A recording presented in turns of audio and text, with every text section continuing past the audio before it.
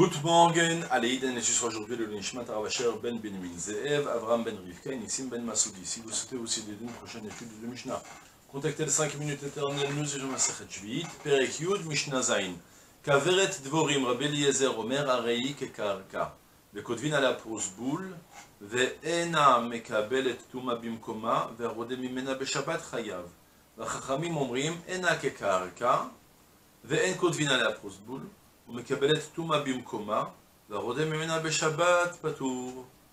On a, en rapport avec la Mishnah précédente, on avait appris que pour écrire un prosboul, il faut nécessairement que l'emprunteur possède un terrain. Au pire, on lui donne un petit terrain. Question de notre Mishnah, et du coup, on va prendre ce sujet et on va l'étaler dans plein de domaines de la Torah. Est-ce que quelqu'un qui possède une ruche d'abeilles est considéré qu'il possède aussi un terrain? Soit, le Barthénora fait de l'ordre, c'est discuté longuement avec qui avait guerre, le Tiferet Israël, mais je vous dis ce qui rapporte le Barthénora, parce que c'est fondé sur l'Yerushalmi, que il y a une ruche, d'abord, premièrement, on va plutôt introduire par là. De manière générale, c'est un vaste sujet, c'est assez flou et complexe. Mais est-ce que ce qui est Mechoubar la Karka est considéré comme un Karka? C'est une grande discussion dont dans certains domaines on considère que Mechoubar la Karka est Karka, dans d'autres domaines Mechoubar la Karka est non Karka, c'est-à-dire ce qui est fixé au sol. Est-ce que ça prend le même statut que le sol lui-même? Il y a des halachot par exemple. On va prendre le premier sujet qui est écrit dans la Mishnah, c'est le Arei Kekarka, ça concerne les halachot de Kinyanim, par exemple. Les lois d'acquisition. Il y a des lois d'acquisition spécifiques pour les biens mobiliers et des lois spécifiques pour les biens immobiliers. Les biens immobiliers, c'est Kesef, Shtar, Chazaka. Les biens mobiliers, c'est Meshicha, Agba'a, Mesira, mais sûrement pas Shtar. On ne peut pas écrire un contrat pour vendre un fauteuil, un meuble. Par contre, on peut écrire, et même avec l'argent, on n'achète pas un meuble, ça c'est... il faut nécessairement Meshicha, alors qu'un bien immobilier, au contraire, on l'acquiert Bekesef, Bishtar, Bechazaka. D'où la question maintenant, est-ce que tout ce qui est Mechoubar la Karka, je veux te vendre les meubles de ma cuisine, que tu pourras venir les utiliser quand tu veux, mais que les meubles. Si les meubles qui tombent, tu n'as pas d'obligation de venir les chercher tout de suite pour les enlever d'ici, tu les laisses ici, tu les utilises. Mais c'est que les meubles qui t'appartiennent. Si les meubles ils tombent, ils se cassent, c'est fini, tu ne pourras plus remettre d'autres meubles. Donc tu détiens que les meubles. Je veux te vendre ces meubles. Est-ce qu'on les acquiert? Il faut les acquérir des Kesef Shtar Chazaka, ouais, parce que c'est des biens immobiliers, ou est-ce que ce sont considérés comme des biens mobiliers? Dans ce cas-là, en l'occurrence, tu pourras faire Meshira, tu auras un peu de mal. Donc du coup, tu vas devoir faire Kiyan Khalipin, d'autres solutions. C'est un vaste sujet dans quel domaine on considère que oui, dans quel domaine on considère que non. Pour les Kinanim, si ça vous intéresse, figurez-vous que c'est considéré comme un bien immobilier, quand ils sont Mechoubarim la Karka. Parce que pour les lois des Rabbanan, Vadaï, que ce qui est Mechoubar la Karka, Areu Karka.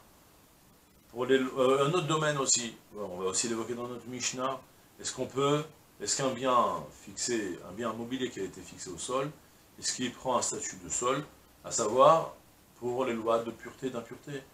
Les biens mobiliers, tout ce qui est mobilier, peut véhiculer de l'impureté. Mais ce qui est immobilier ne véhicule pas d'impureté. Le Karka, il ne véhicule jamais d'impureté. En l'occurrence, les meubles de cuisine, on ne va pas entrer dans plein de détails, c'est compliqué avec les gros meubles et tout ça, mais en tout cas, un petit meuble de cuisine, une étagère qui a un rebord en bois, et ce qui est fixé au mur, est-ce que ça véhicule de la touma, ou bien c'est considéré comme fixé au mur? C'est aussi un sujet. On ne va pas ouvrir le sujet dans tous les biens, tout ce qui est fixé au sol, mais concernant la Kaveret Dvorim, justement la ruche, alors là, il y a une halakha spéciale. On a 3 types de ruches. Il y a la ruche qu'on a fixée au sol avec du ciment, pour qu'elle ne bouge plus. Là, ça prend un statut de sol totalement pour toutes les halakhot. À l'opposé, on a une ruche qu'on a suspendue sur quelque chose de mobilier. Ça peut être sur des pieux, des piliers. Alors là, elle a un statut de bien mobilier totalement.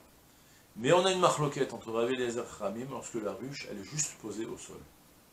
Mais sans être fixée, est-ce que ça prend un statut de bien immobilier? Parce que concrètement, c'est devenu comme une pierre naturelle ou pas. Et sur ça, on a Rav Eliezer qui considère que c'est considéré comme un bien immobilier complètement, avec plein de halachot, et même une halakha particulière sur le Shabbat, comme on va voir tout de suite. Il y a Chachamim qui discutent, qui pensent à l'opposé, que non, ça a un statut de bien mobilier. D'accord? Alors on va faire toutes les halachot maintenant. Kaveret Dvorim, les Kaveret Dvorim, une ruche d'abeilles. Rabbi Eliezer considère, Areik et Karka, elle prend un statut de terrain, de sol, de bien immobilier, en l'occurrence, on l'acquiert Bekesef, Beshtar ou Bechazaka. D'accord? Les lois d'acquisition, c'est avec l'argent, en écrivant un contrat, ou avec les Chazaka, le fait de saisir et d'utiliser. De même aussi, les Kodvin à la prosboul, et de ce fait, tu pourras même aussi écrire un prosboul, puisque c'est un bien immobilier. Ve'ena mekebelet tuma bimkoma. Et même mieux que ça, figure-toi que maintenant, cette ruche, même si elle est en théorie en argile, par exemple, qu'elle est censée recevoir l'impureté, devenir impure elle-même, malgré tout, elle a un statut d'immobilier et elle ne véhicule pas d'impureté. Et encore pire que ça, alors là, le grand chidouche, va rodé mimena beshabbat chayav. Et celui qui va défaire du miel, roder, c'est, on parle de roder toute chose qui est collée et qu'on va décoller pour le manger, ça s'appelle redia, birdot. D'accord? C'est un terme qui est utilisé. On a redia tapat et redia tadvash. Le pain, vous savez, à l'époque, ils faisaient les pitotes qui fixaient sur les murs, sur les parois du fourneau, il est fixé, et puis le fait de le descendre, ça s'appelle la redia tapat, et là on a redia tadvash. Le fait de partir maintenant, retirer le miel qui s'est accumulé à l'intérieur de la ruche, celui qui va retirer, il transgresse un interdit de la Torah, de Tolesh. Figurez-vous, il est en train de cueillir. C'est étonnant, hein? C'est du ça d'un pasouk qui est écrit dans Shmuel avec l'histoire de la guerre contre les Plishtim. Il a été Veit Bolota be Ya'arat Advash. On considère le Dvash comme un Ya'ar, comme une forêt. Ça prend un statut de. Donc on transgresse un interdit de la Torah d'enlever le miel de la ruche. C'est un tridouche de Rabbi Eliezer. Et sur ça, Ramim discute sur tous les points. Ils te disent que Ena Kekarka, elle n'a pas un statut de terrain quand elle n'est pas fixée au sol.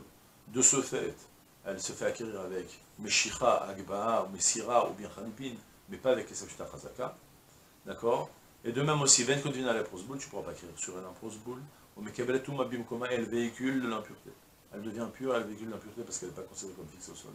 Et Arodemimina Beshabbat Patour, et de même aussi, celui qui va retirer du dvash de cette ruche pendant Shabbat ne transgresse pas un interdit de la Torah. Il transgresse un interdit Midera mais pas de la Torah. Et c'est tout pour aujourd'hui. Je souhaite une journée pleine de Tzlacha, Kol Tuv, Sela.